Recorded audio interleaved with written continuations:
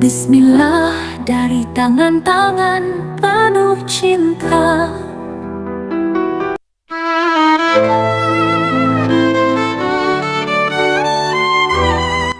Assalamualaikum warahmatullahi wabarakatuh, sahabat Minifam Marifat Bisnis. Ini adalah tutorial cara menanam cabai jamu, dan ini adalah proses pembibitan di Mitra Marifat Bisnis.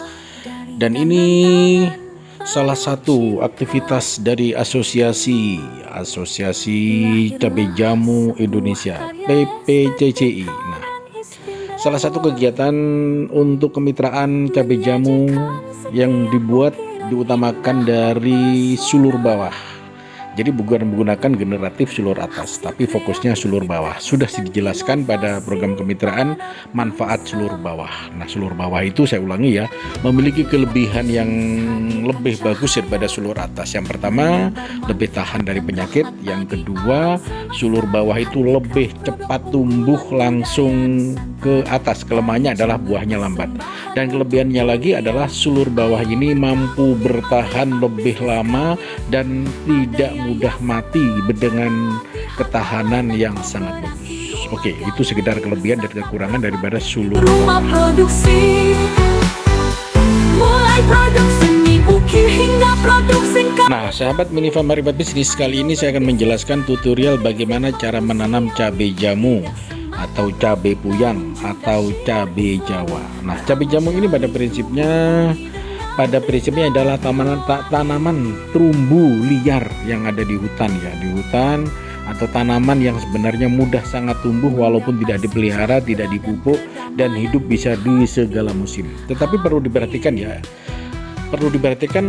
ada beberapa kendala dan masalah ketika kita menanam cabai jamu. Nah, ini adalah cara menanam cabai jamu, salah satu contoh yang dilakukan oleh PPJ, Perkumpulan Petani Cabai Jamu Indonesia. Nah, permasalahan yang pertama adalah lahan yang tidak ada air. Lahan yang tidak ada air itu sangat bermasalah ketika musim kemarau, karena cabai jamu kalau tidak disiram maka akan mati. Yang kedua, ketika banyak air, cabai jamu juga mati. Ketika musim hujan, cabai jamu ini tergenang, ini akan mati, baik sulur bawah atau sulur atas. Ini jadi permasalahan utama. Jadi intinya cabai jamu itu tidak butuh air, tidak butuh banyak air, tetapi juga tidak dipastikan tidak butuh air, tetap butuh air. Ketika musim kemarau wajib disiram. Cabai jamu tidak perlu dipupuk sebenarnya, tetapi juga butuh pupuk. Nah, butuh pupuk ini dalam biasanya masa-masa pertumbuhan atau masa buah. Jadi lebih bagus kalau dipelihara tetap dipupuk. Untuk lanjaran ini bisa menggunakan berbagai macam tanaman yang mudah, seperti kelor, bisa daun santan, bisa kayu jaranan, bisa gamal, dan juga kayu randu. Itu banyak sekali ya. Yang penting tanaman apapun yang bisa mudah tumbuh dan lurus. Bisa menggunakan telo Papua juga bisa. Jadi banyak sekali yang bisa digunakan untuk media jalar. Nah, juga bisa menggunakan beton, terserah. Nah, kemudian soal ukuran, sebenarnya cabai jamu ini tidak ada ukuran, tidak masalah, tetapi untuk memudahkan dalam proses panen perlu dilakukan standarisasi. Sebenarnya cabai jamu jarak 1 meter juga bisa, tapi secara umum yang kita terapkan adalah 1,5, itu jarak padat. Kalau jarak padat ya 1 meter, tapi 1 meter itu nanti kalau tumbuh kanan kiri 1 meter maka akan terjadi rapat gitu, terlalu rapat sehingga mempengaruhi tingkat kesuburan. Yang normal itu 1,5 plus atau kali 2 meter. Jadi 1,5 atau 2 meter kali 1,5. Jadi jaraknya di situ. Sehingga ada jalan, ada jeda, dan enak. Tinggi yang normal itu sebenarnya 2 meter aja cukup. 2 meter cukup, tapi kebanyakan sampai 3 meter sampai 4 meter sebenarnya itu sesuai dengan kebutuhan. Cuman kalau lebih dari 2 meter itu amanannya agak susah. Sehingga sebenarnya tidak ada ketentuan, tetapi bagaimana kita mempermudah cara proses panennya nanti itu harus diperhitungkan. Nah, itu soal ajaran dan soal cara panennya. Kemudian cabai jamu ini ada penyakit tertentu ya, ada fusarium. Jadi penyakit putih-putih pada cabai jamu. Itu yang menyebabkan kematian. Sebenarnya cabai jamu ini secara umum tahan terhadap penyakit, tidak perlu banyak pupuk dan tidak perlu tidak perlu dilakukan perawatan dengan pupuk atau pestisida, itu sebenarnya tidak perlu. Jadi cukup menggunakan pupuk cair boleh juga menggunakan pupuk organik ya. Pupuk organik juga boleh, pupuk pabrikan juga boleh, sebenarnya bebas. Tapi intinya cabai jamu itu butuh disiram ketika musim kemarau. Nah, butuh perawatan ketika ada penyakit putih-putihnya itu harus dipotong. Nah, ini salah satu dari mitra PPJ yang sedang melakukan aktivitas penanaman di salah satu kemitraan. Ayo bergabung di Makrifat bisnis kami. Ada yang Perlu diketahui lagi bahwa cabai jamu ini juga ada masa bukan masa expired atau masa vakum. Sebenarnya cabai jamu ini selamanya, bisa 10 tahun, 20 tahun, 30 tahun, 50 tahun sebenarnya bisa juga, asal dilakukan pruning dan perawatan yang benar. Konsepnya seperti itu. Dan kemudian cabai jamu ini yang terpenting bagaimana cara memperlebat. Cara memperlebat sebenarnya cabai jamu kalau sudah 1 meter ya, tinggi sudah 1 meter, itu nantinya adanya sulur bawah itu harus dipotong, dibuang. Jadikan bibit juga bisa menjadi sulur bawah. Kenapa? Karena untuk mempercepat pertumbuhan. Dan setelah dipanen itu disarankan disemprot pakai gandasil ya, atau perangsang buah atau itu akan lebih sempurna mempercepat. Walaupun tidak disemprot pun atau tidak dipupuk daun pun juga bagus. Tetapi kalau ingin hasil maksimal akan lebih bagus dipupuk. Soal hasil, nah secara standar ya, satu tinggi 2 meter, kalau sudah ukuran dewasa itu panennya 1,5 on.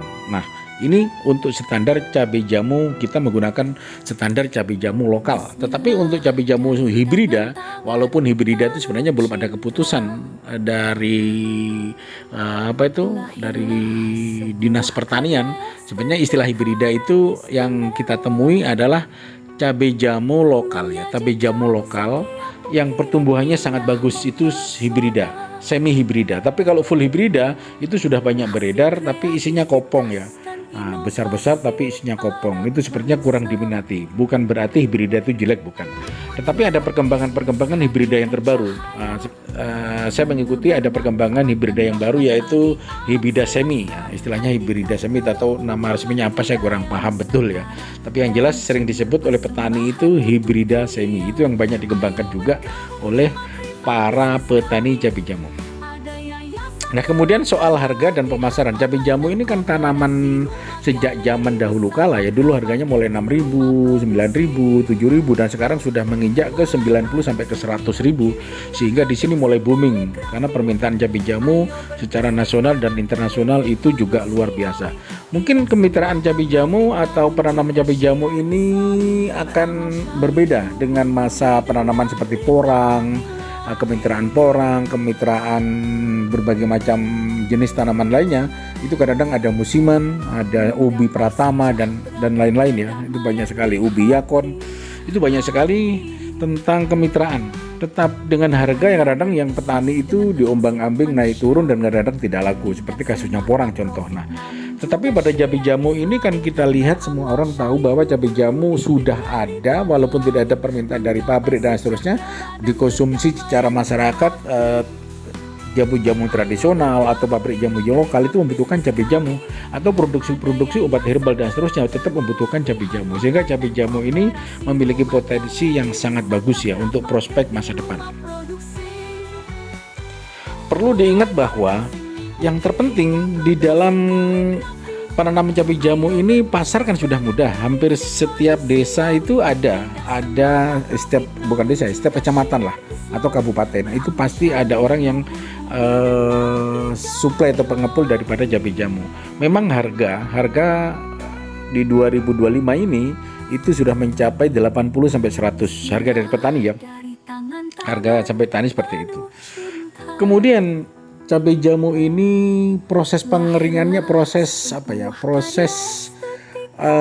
dari basah sampai kering juga mudah. Jadi bisa, kalau mau biasanya itu kalau tidak di open itu bisa dilakukan secara manual. Nah, pertama disiram dengan air panas, kemudian dibiarkan kira-kira anggap aja setengah jam atau 1 jam ya. Itu dijemur, ada 1 jam 2 jam, itu banyaklah petani-petani yang menerapkan 1 jam 2 jam, bahkan ada semalam dan seterusnya. Itu tidak masalah ya, tapi jangan terlalu lama, nanti akan hancur. Nah, secara normal anggap aja 1 jam 2 jam dan kemudian langsung dijemur. Nah, dijemur, dikeringkan, maka ketika terik matahari penuh 3 hari ya, 2-3 hari akan sudah kering. Nah, teman-teman bisa sharing, bisa berbagi bagaimana tentang penanaman cabai jamu yang dilakukan oleh teman-teman. Di setiap daerah tentu berbeda-beda pengalamannya. Termasuk lanjaran. Lanjarannya itu juga macam-macam, di setiap daerah juga tanamannya macam-macam. Nah, ini adalah bibit ya. Bibit yang dikembangkan dari, kebetulan ini sulur atas ya. Ini menggunakan sulur atas yang ditanam di sini. Ada sulur atas, ada sulur bawah. Tapi ini yang kami bawa adalah kebetulan sulur atas. Nah, saya kupas tentang sulur atas. Sulur atas itu kan sebenarnya untuk mempercepat di dalam ketika melakukan kemitraan kita membutuhkan panen. Kalau sulur atas, sulur bawah itu kan butuh waktu 8 bulan sampai 9 bulan, anggap aja 1 tahun.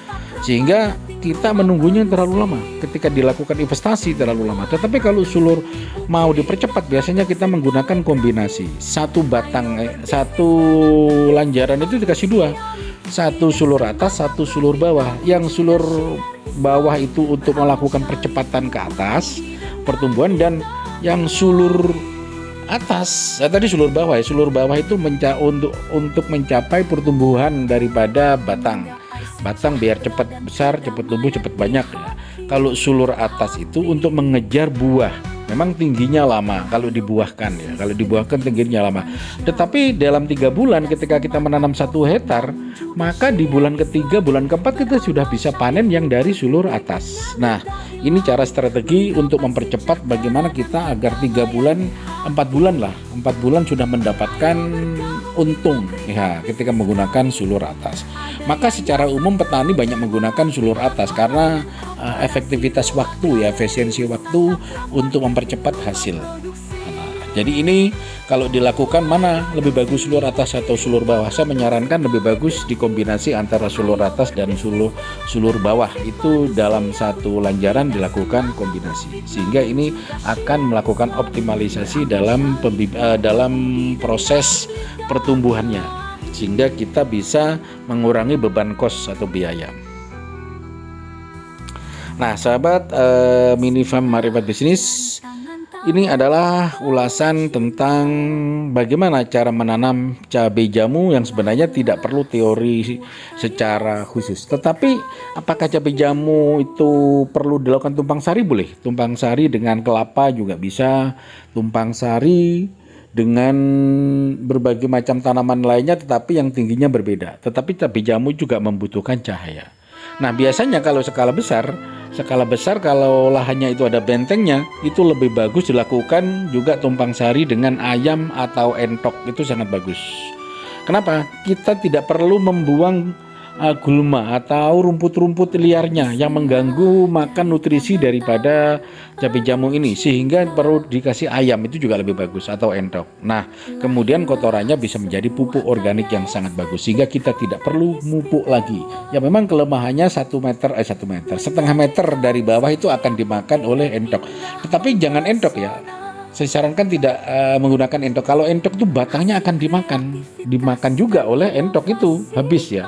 Tapi menggunakan ayam, kalau menggunakan entok itu setiap batang bawahnya harus ditutup, itu menggunakan ranjau ya, menggunakan jaring, menggunakan kawat. Tapi kalau ayam tidak perlu, karena ayam tidak makan batangnya tetapi makan daunnya setengah meter. Nah, itu bagus kalau untuk ayam dilakukan simbiosis mutualisme. Jadi tumpang sarinya di samping dengan tanaman yang lain itu bisa menggunakan ayam. Bisa ayam petelur, ayam apapun. Rumah produksi. Nah, teman-teman yang bisa melakukan kemitraan bisa hubungi WA kami yang tertera di sini 0812348938. Bagi teman-teman yang membutuhkan bibit yang bisa beli di Marifat Bisnis, di Shopee Marifat Bisnis atau di WA hotline 0812348938. Kami juga menjual bibit secara generatif sulur atas dan sulur bawah. Oke, tentu masih banyak lagi ya yang perlu dijelaskan. Ya memang kita 20 menit telah menjelaskan dari yang secara umum, tetapi secara khusus banyaklah kendala-kendala atau permasalahan-permasalahan yang timbul. Pro kontra sesuai dengan pengalaman empiris masing-masing tentu akan berbeda, tetapi semuanya itu adalah baik dan terbaik.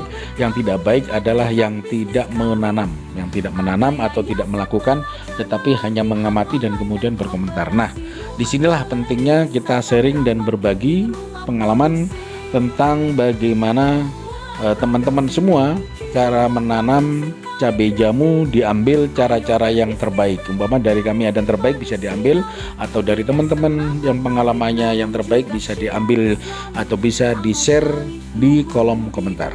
Terima kasih. Ingat Handicraft, ingat Makrifat Bisnis. Salam Minifam Makrifat Bisnis. Assalamualaikum warahmatullahi wabarakatuh. Bismillah dari tangan-tangan penuh cinta.